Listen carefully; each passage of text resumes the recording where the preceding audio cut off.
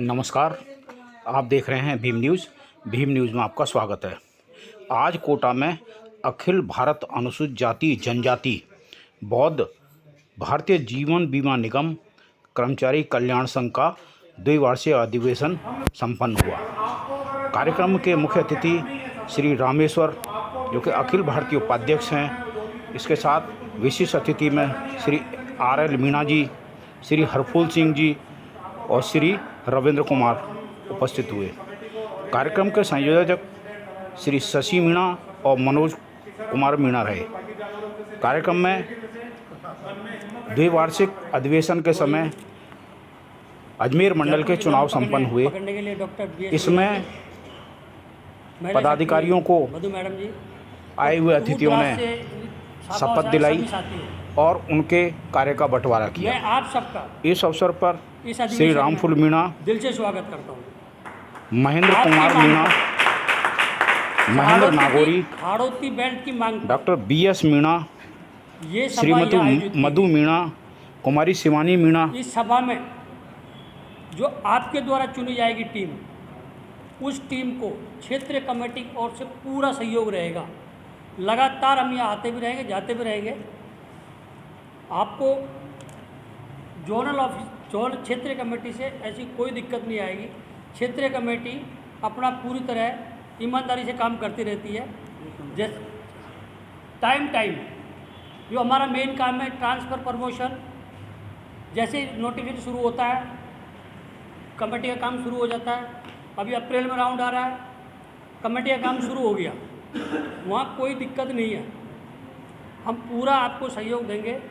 Main दिक्कत थी आपकी अजमेर, जो मेरे सहयोगियों ने बता दिया, उसमें दोबारा चर्चा करने की जरूरत नहीं है।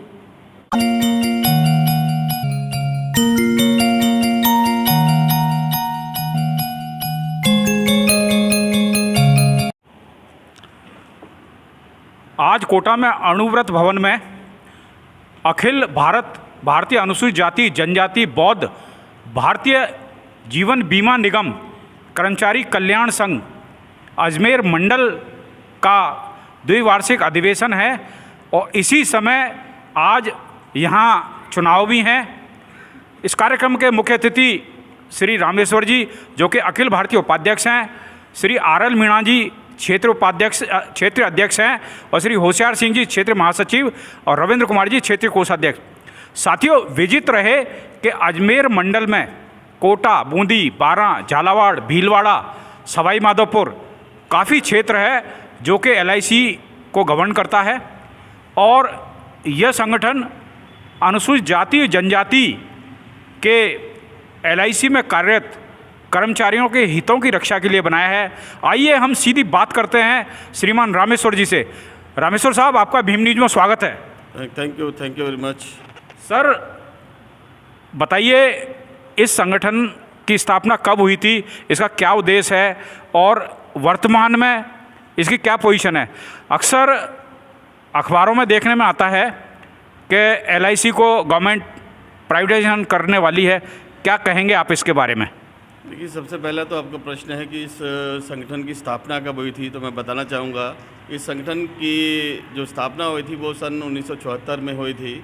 और जब स्थापना हुई थी तो गिने चुने लोग थे, गिने चुने लोग थे। और उस वक्त माहौल ऐसा था कि लोगों को ढूंढना मुश्किल होता था। जो गिने चुने थे वो भी एकजुट नहीं थे। बड़ी मुश्किल से लोगों को जोड़ करके तो संगठन की शुरुआत की गई थी।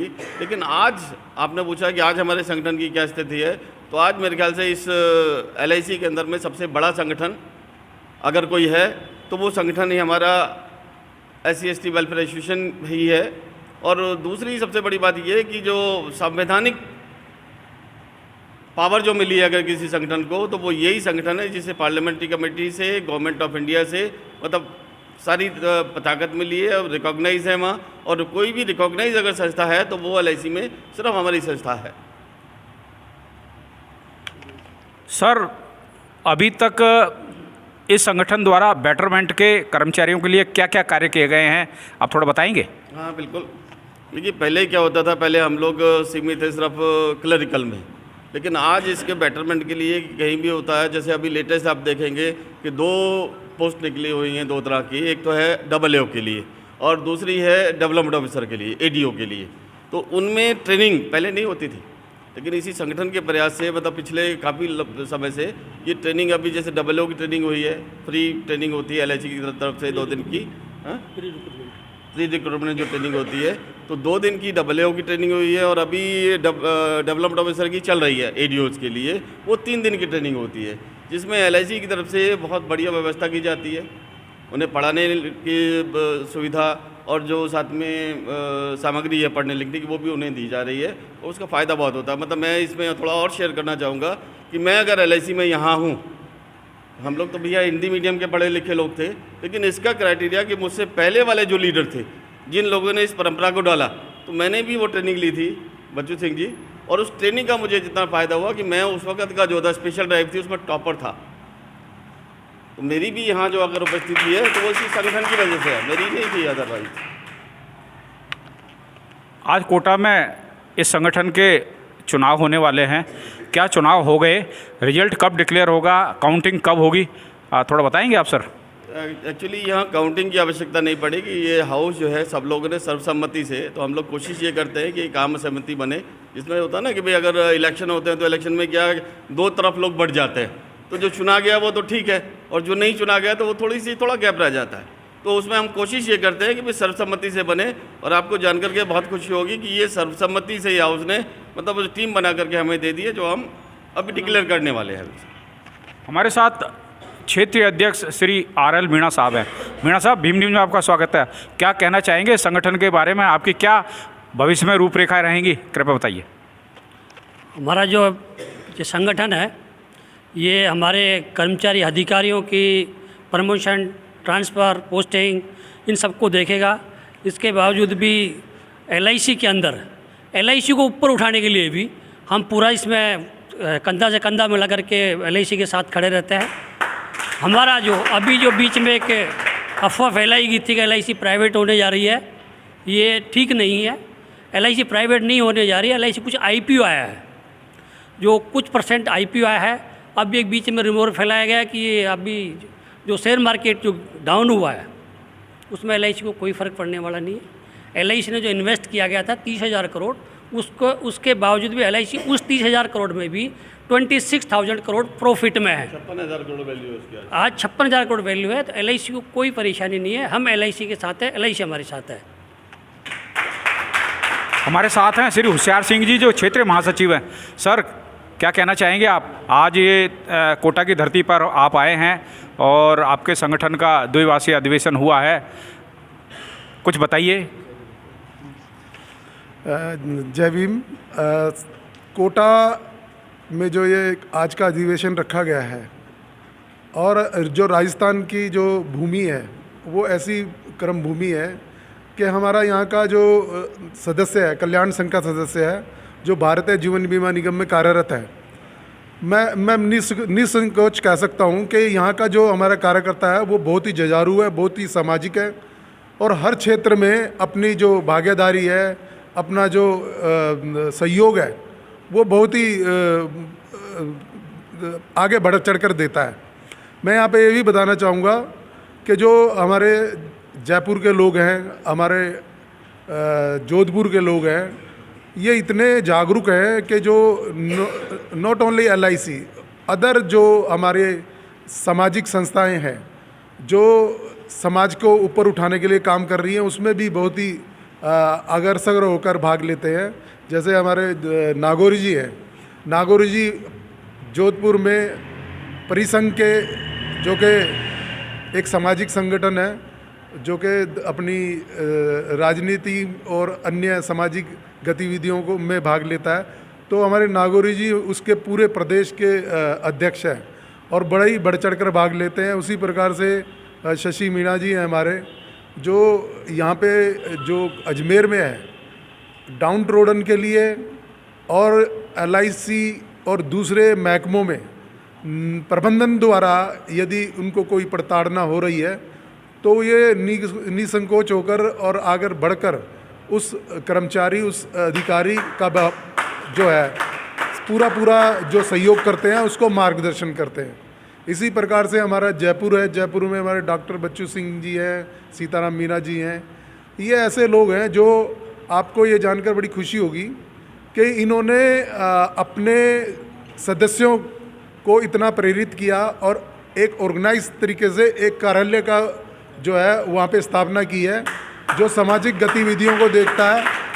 और ये एक मिसाल है कि हम प्रबंधन से बोलें या गवर्नमेंट के आगे या नागौरी जी, जयपुर की नब्ज पकड़ने के लिए डॉक्टर BS मीणा जी, महिला शक्ति मधु मैडम जी और दूर दराज से शाखाओं से आए सभी साथी हैं।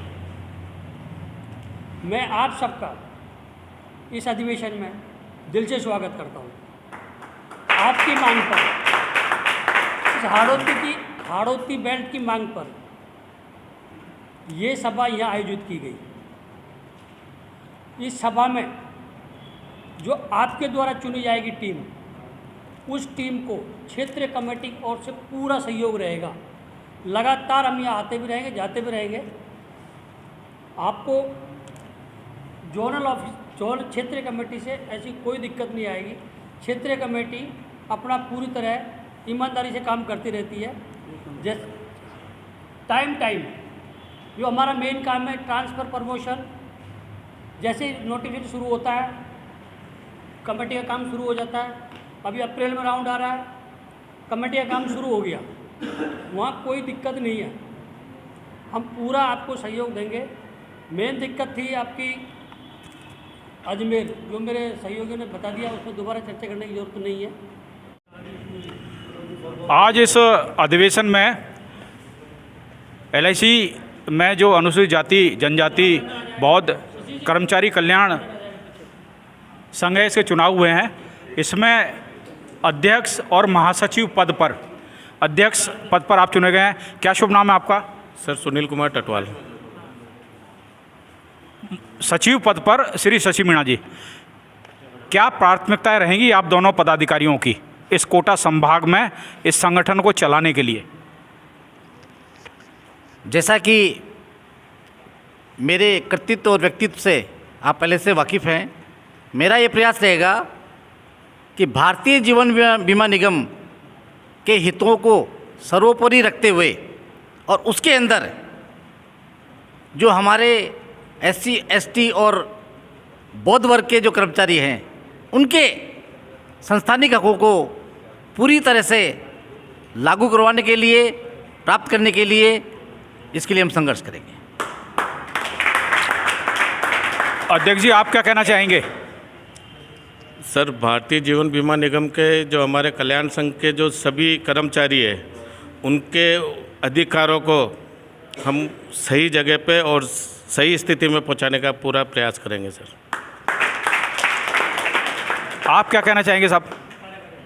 कार्यकारी अध्यक्ष हैं नरेंद्र मीणा जी। भारतीय जीवन बीमा निगम के हितों को ध्यान में रखते हुए और भारतीय जीवन बीमा निगम के जो मानक हैं, अधिकारी, कर्मचारी और हमारे जो विभिन्न वर्गों के जो कर्मचारी हैं उनके हितों को ध्यान में रखते हुए उनकी सभी समस्याओं का हम समय रहते निवारण करेंगे। हम और अब आश्वासन देते हैं सभी हमारे कोई भी कर्मचारी या कोई हमारा भाई कि किसी भी चीज़ से वो परेशान नहीं होगा और हम जल्द से जल्द उसका निस्तारण करके और उसको आश्वस्त करेंगे। और मैं नरेंद्र कुमार मीणा और वर्किंग प्रेसिडेंट में चुना गया हूँ। और साथ ही हम हमारे जो ऑल इंडिया से पधारे हमारे रामेश्वर जी और हमारे जोन से पधारे हुए श्री RL मीणा जी, होशियार जी, श्री रामफूल जी और हमारे महेंद्र जी और महेंद्र नागौरी जी जोधपुर से पधारे और श्री डॉक्टर BS मीणा जी, सभी को मैं आश्वासन देता हूं सर, ये मंडल कमेटी अजमेर जो नई बनी है ये इस मंडल को और हमारे कर्मचारी और अधिकारियों को सबको हितों की रक्षा करते हुए नई ऊंचाइयों को हासिल करेगी। धन्यवाद।